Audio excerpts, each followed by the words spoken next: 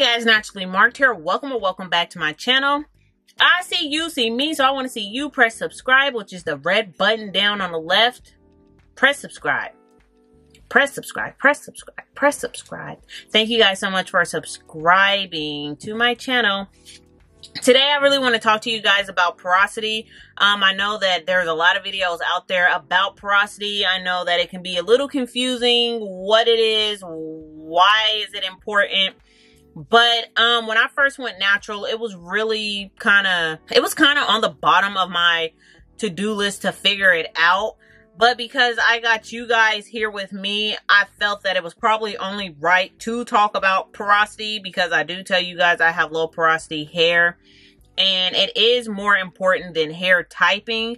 But what is porosity? Porosity is the hair's ability to obtain or hold moisture. To put it really simple, like, I don't like to try to say a whole bunch of fancy words and say like things that just don't make sense and just make crap real complicated. Like, seriously, it's just your ability to hold moisture.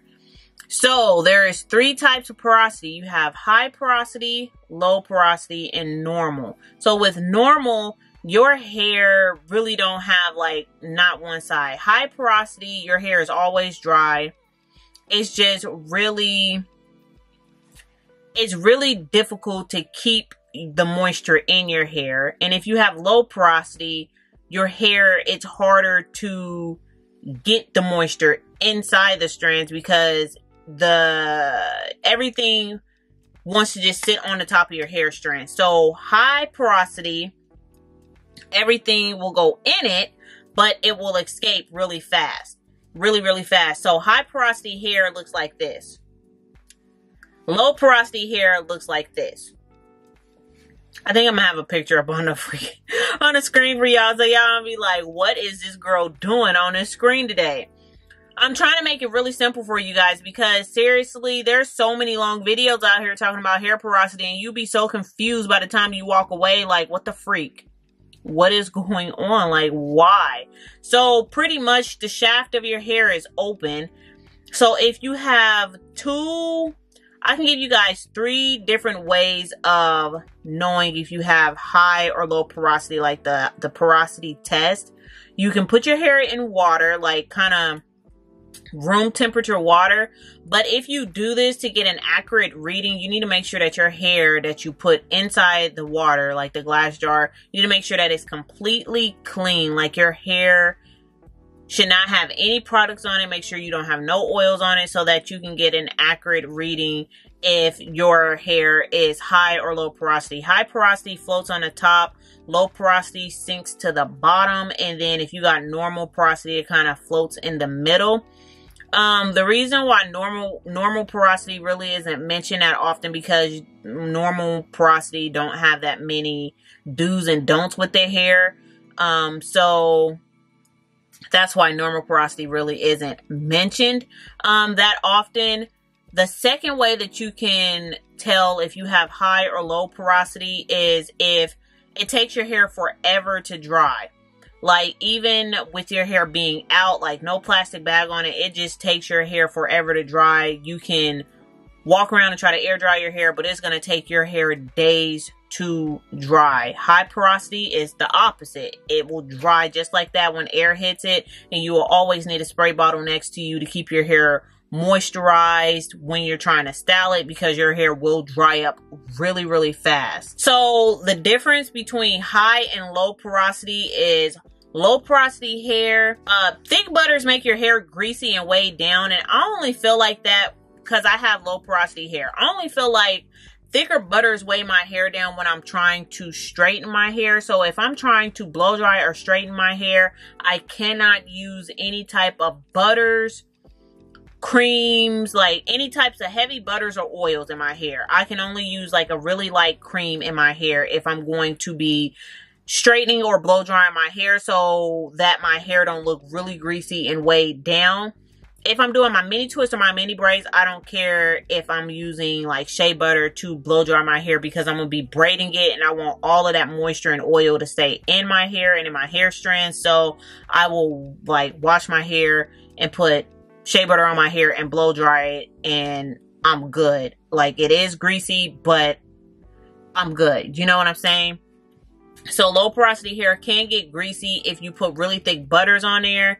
It takes forever to dry, and a lot of the products that low porosity girls put on their hair, the product really just sits right on the top of your scalp, and it's kind of, I mean, not on the top of your scalp, on the top of your hair shaft, and it's really annoying because you really have to work in those products in your hair, and it can take a very long time to do your hair if you have low porosity hair. And once again, like I said, for high porosity, it is just the complete opposite. It's really quick to dry your hair. Your hair is frizzy and it can tangle easier and is more prone to breakage. If your hair is dry, it's more prone to breakage. But I mean, that would kind of make sense though. And frizzy hair, sometimes my hair can get frizzy, but most of the time I feel like my hair is frizzy when it's dry, and I feel like my hair gets tangled when it's wet. So for me, I really can't speak on high porosity a lot because my hair was high porosity when I was heat damaged. And I don't want to say that high porosity hair is damaged hair, but I noticed that's when my hair really dried fast, and when my hair loved any product that I put on it, and I put products on my hair wouldn't have no white cast over it, or it wouldn't take forever for my buns to dry. That's when I noticed that I did not have that problem with my hair just being wet for days, was when I was heat damaged. So that is really my little spill on high and low porosity hair. I just really wanted to make this video really simple for you guys. I have my notes down here, so if you see me looking down, I'm making sure that I got everything. Oh, for low porosity hair needs to be washed in hot to warm water. I know a lot of people say, oh, wash your hair on cool water, blah blah blah blah blah, but when you have low porosity hair, that does not work. You need to open up your hair shaft to get all of oil, all of the products off of your hair, and you cannot do that with cold hair. When I wash my hair with cold hair, it's a disaster. Like, my hair gets really gunky and nasty, and it's really a disaster. And I do not shock my hair with cold water any longer because I don't feel like the product just sits, it literally sits on the top of my hair. So I cannot shock my hair with cold water. When I am washing my hair and I need to seal in the moisture or put some type of product in my hair, the best time to do that for low porosity hair is when you're in the shower and your cuticles are open, and the steam, the hotness of the shower in the bathroom, your hair is going to suck in all that moisture. But once that cold air hits it and you open up that shower door, your hair is going to be like, bars closed. We're shutting the door. We're not doing it no more. Like, it's going to be very hard for your hair to accept any more moisture. And then all the products that you're putting on your hair is literally just going to sit right on the top of your hair. So that's the only difference that I know for low porosity hair. I hear a lot of people say, oh, you should rinse your hair with cold water to lock in all the moisture.